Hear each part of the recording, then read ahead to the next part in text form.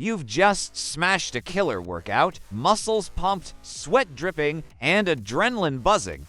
You're fired up to do it all over again tomorrow, but wait, should you? How long should you actually rest between workouts to build muscle, burn fat, and avoid injuries?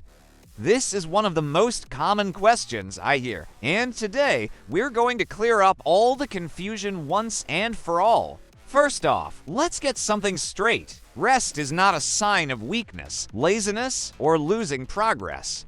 Rest is part of the process. Think of it like recharging your phone. You wouldn't expect your phone to go from 0% to 100% without plugging it in, right?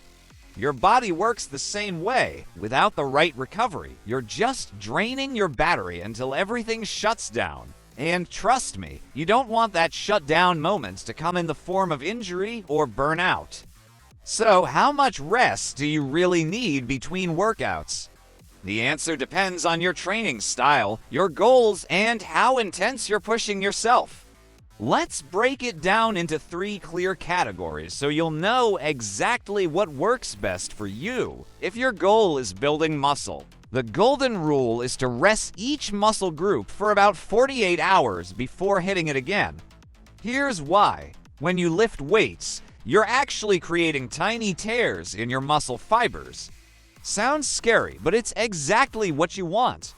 Those micro tears heal and rebuild during rest, making your muscles bigger and stronger. If you don't give them time to recover, you're basically asking your body to build a house on a cracked foundation.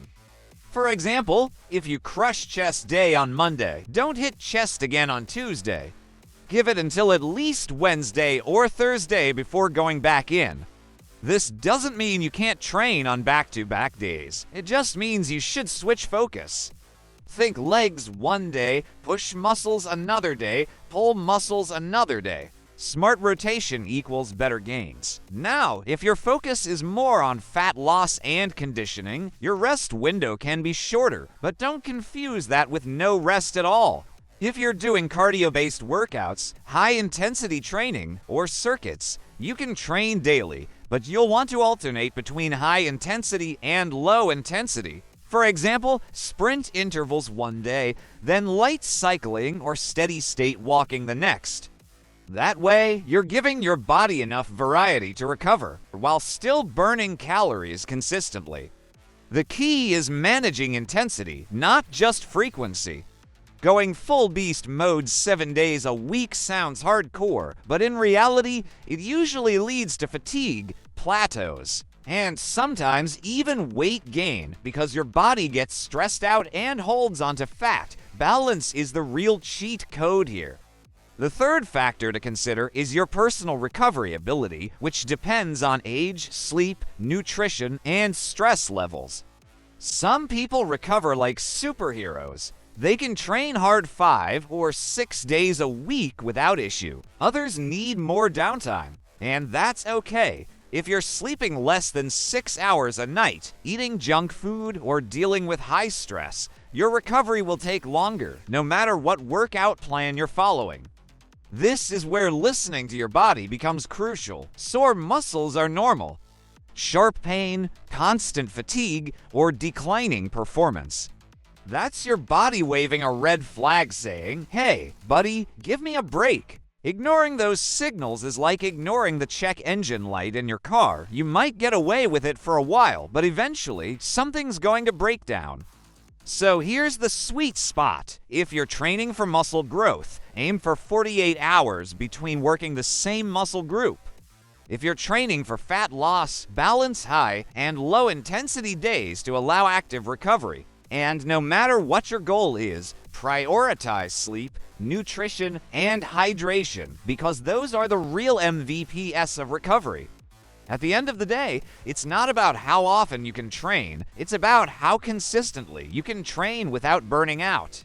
And consistency beats everything else in the long run. Here's a quick takeaway you can use immediately. Plan your week with smart splits. For example, Monday, upper body push, Tuesday, lower body, Wednesday, active recovery with walking or yoga, Thursday, upper body pull, Friday, cardio or conditioning.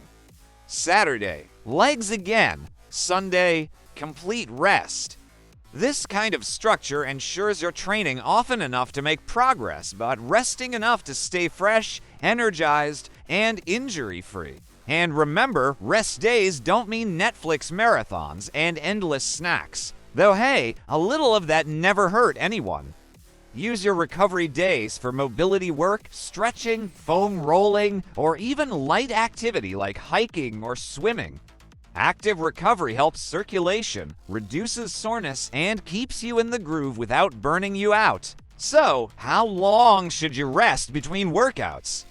The answer isn't one size fits all, but if you respect the 48-hour muscle recovery rule, manage your workout intensity, and actually pay attention to what your body is telling you, you'll find your sweet spot.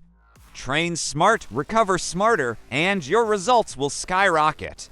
Now, I want to hear from you. How many rest days do you usually take each week? Drop your answer in the comments because I'd love to know how you structure your workouts.